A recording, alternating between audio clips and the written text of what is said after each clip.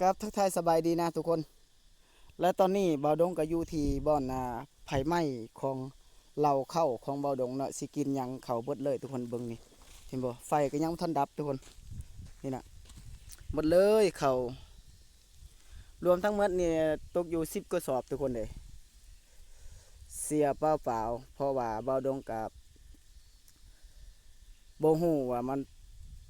เป็นไฟมาจากไสเนาะไฟลามป่าทุกคนเลยเบิ่งดูดิ หมดเลยไผ่ลามป่าทั่วแห่งนี้แหละทั่วภูน้อยนี่ทุกคนเนาะปีนี้บ่ดงบุมีเขาวกินแล้วทุกคนอีก2-3มื้อก็เบิดแล้วข้าวสารทุกคนเลยถ้าผู้ใดใจดีเด้อฝากอุดหนุนให้บ่าวดงซื้อเขาวกินเด้อทุกคนเด้อฝากเป็นกำลังใจทุกๆคนบ่ว่าทำภายในและต่างประเทศประเทศใดที่น่าคิดสงสารบ่าวดงก็ติดต่อทางบ่าวดงก็ได้ทุกคนเลย หรือว่าติดต่อทางไอบุญตาหรือว่าติดต่อทางเบาวงก็ได้ทุกคนตอนนี้เบาดงอยู่ที่ฐานะที่ในชุนเสียพลปลูกทุกคนเลยเพราะว่าพลปลูกของเบาดงเพราะเราเขาเบาดงเบิดแล้วเนาะไผ่ล่ามป่าทุกคนโบหูว่าไฟมาแต่ใสเบาดงยังโบหูจักแต่ว่าเมื่อนี้เบาดงซีเซินเข้ากลับบ้านทุกคนเลยสิพาพี่น้องๆมาฮับชมนำกันทุกคนว่ามันเป็นจังไดเนาะสิพาพี่พาน้องมาชมนำกันทุกคน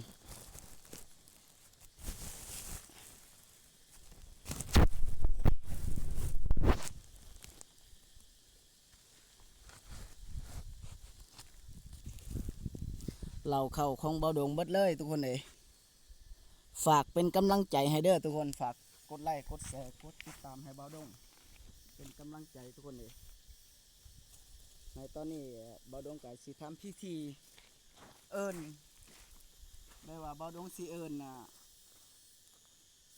เบาดงสิเอิญพี่เข้าพี่บานพี่เมืองทุกคนเลยพี่เดินพี่ตอนพี่หญ้าตอนนี้เบาดงกับสิเอากลับบ้านทุกคน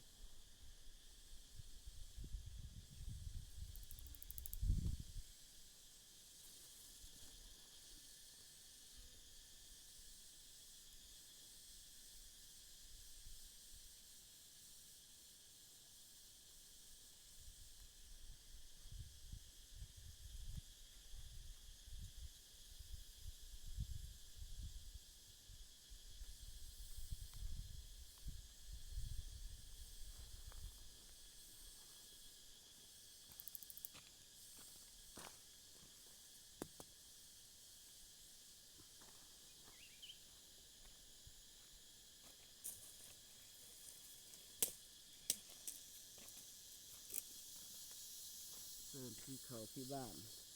กลับบ้านทุกคนเลยพี่เข้าเนาะนี่คือการพิธีของเพชรชนบททุกคนเลยคันโบเฮ็ดกับโบแล้วมันก็สิเป็น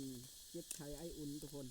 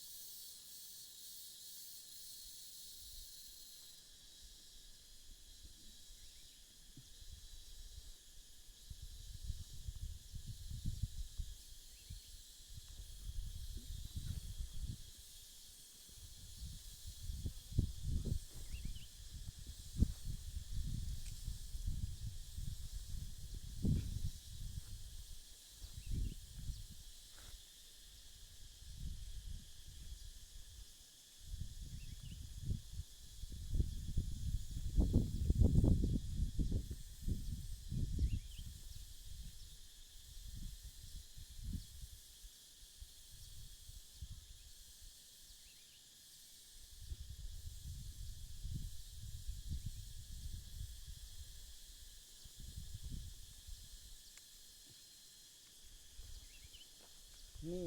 คือพิธีแบบว่าเฮาเต้นเสร็จเต้นมากทุกคนเดี๋ยวเบาดงสิพาไปเบิ่งทุกคนเลยนี่พิธีนี่คือเฮาเต้นเสร็จเต้นมาก เขาสิเอาไว้แสดมากอยู่ในนี้เนาะทุกคนเนาะโอ้ยไฟก็ยังบ่ทันดับบ่ฮู้บ่ดงก็บ่ฮู้จักสิเฮ็ดแนวใดทุกคนเด้เดี๋ยวบ่ดงสิเอา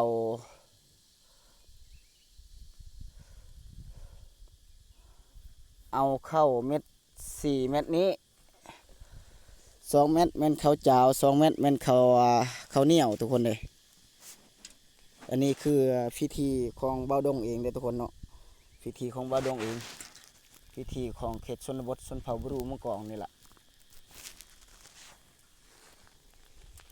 นี่เฮาต้องเฮ็ดแบบนี้เอาขี้เถ้าที่ไฟไหม้หมดแล้วทุกคนขี้เถ้าคือข้าวเปลือกนี่ล่ะไฟไหม้หมดแล้วหาสิปงไว้มองนี้ทุกคนเนาะเดี๋ยวบ่าวดงก็สิอธิษฐานเอาทุกคนเนาะถ้าผู้ใดใจดีเด้อผู้ใหญ่ใจดีจากฝั่งไทยหรือทางประเทศใดที่เห็นคลิปนี้ฝากเป็นกำลังใจกดไลค์กดแชร์กดติดตามเพื่อทำคลิปต่อไปหรือว่าไลฟ์สดทุกคนเลยอันนี้คือสิเอิ้นพี่เขาที่ไฟไหม้สิเชิญเมื่อบ้านทุกคนเดียวบ่าวดงมืออีก2มื้อก็สิกินแบ่โตแบ่ทุกคนสิทำพิธีเล็กๆน้อยๆเด้อทุกคนเด้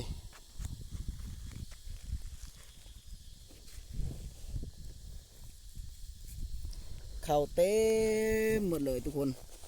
บ่ดงบ่มีหยังกินแล้วปีนี้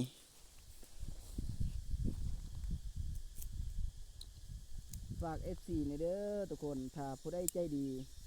ก็ฝากเป็นกำลังใจให้บ่ดงฝากอุดหนุนให้บ่ดงเพื่อซื้อข้าวกินทุกคนเลยเพราะว่าข้าวหมดเต็มเหล้าหมดแล้วไฟไหม้แล้วทุกคนเลยเก้กุรเนี่ยก็ยาแซยาบดนั่นแหละตูนก่อการเลี้ยงดอกนั่นแหละเรากูโกอจูเนี่ยบ่ดงบ่สู้นั่นแหละเรากูโกอจูในแก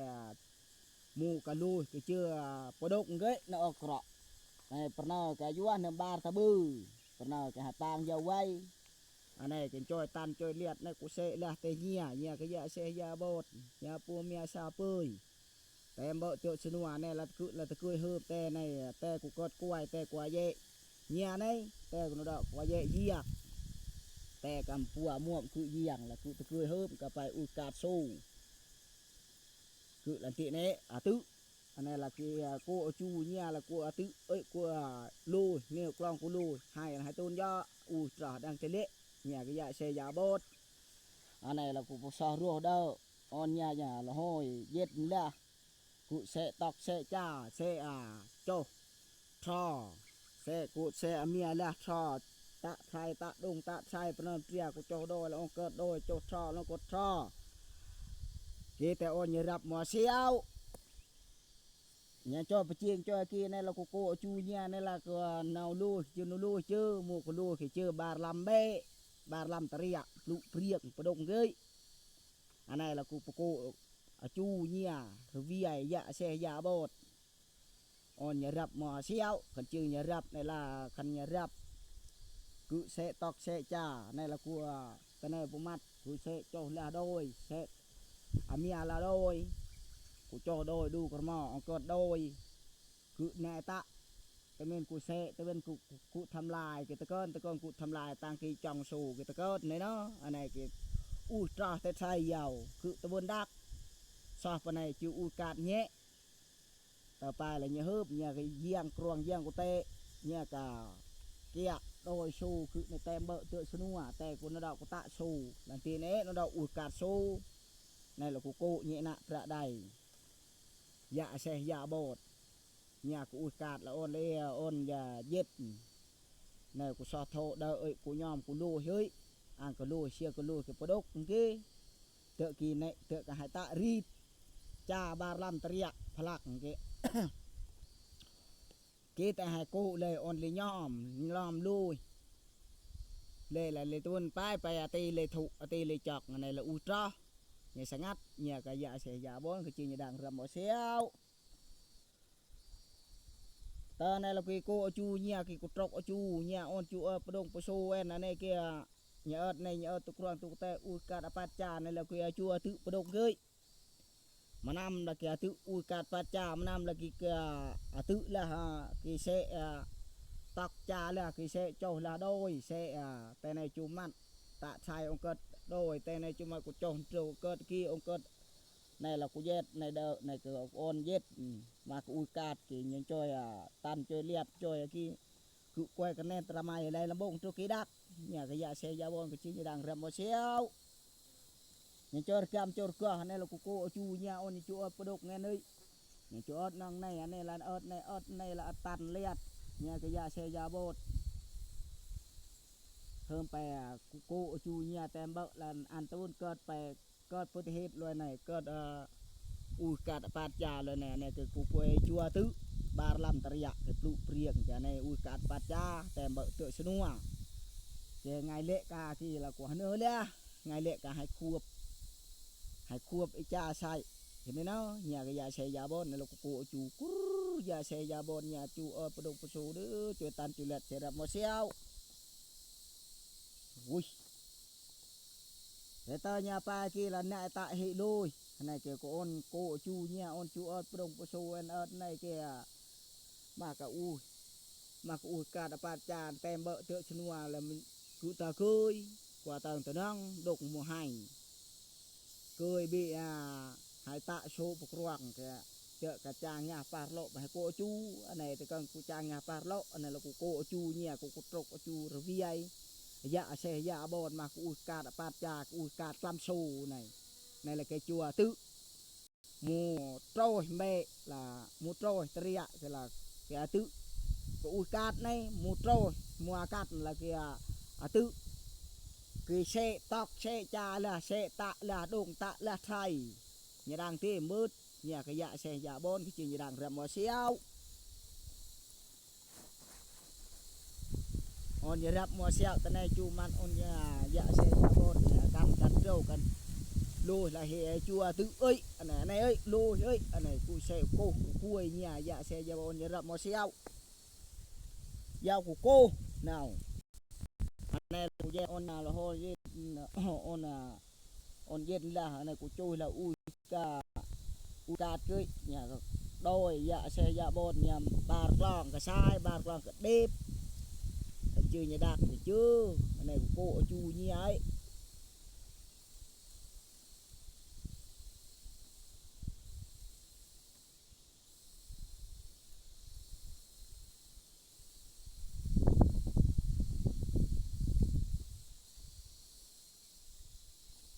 ta thụ vậy chứ này là cái tội chú đồi này vì dạ xe dạ bồn chơi dạ dọc bằng dư ớt và đục và xù anh này cái chữ ukat kìa ta này ơi này là cái tội chú là của xe amia là nhà một lần đêm một lần cái sai cái chữ như đạt được chứ vì vậy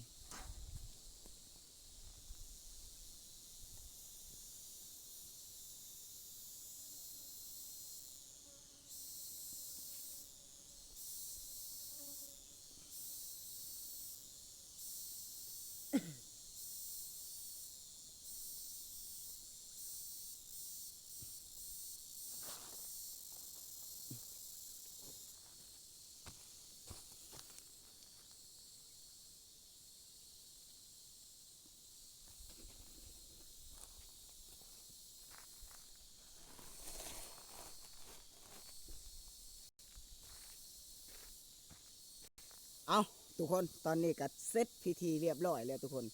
สิพาพี่เข้าพี่เคยเฮากินแต่พี่ผ่านมานะทุกคนอันนี้เป็นที่12ของ14ของเขตชนบทชนเผ่าบุรุมะก้องทุกคนเองแต่ว่ามื้อนี้เบาดงก็น่าเศร้าอกเสียใจอีหลีทุกคนแต่พี่ผ่านมาแต่มาเป็นคนก็บ่เคยเห็นภายใหม่เราเข้าทุกคนเลยอันนี้อยู่ที่ภูนะบอนที่เบาดงอยู่เคยอยู่ตั้งมา7 ปีกว่าๆทุกคนเนาะ7 ปี9 เดือนแล้วเบาดงก็ฝากเป็นกำลังใจให้เด้อทุกคนเด้อฝากกดไลค์กดแชร์กดติดตามให้เบาดงถ้าผู้ใดใจดีกับ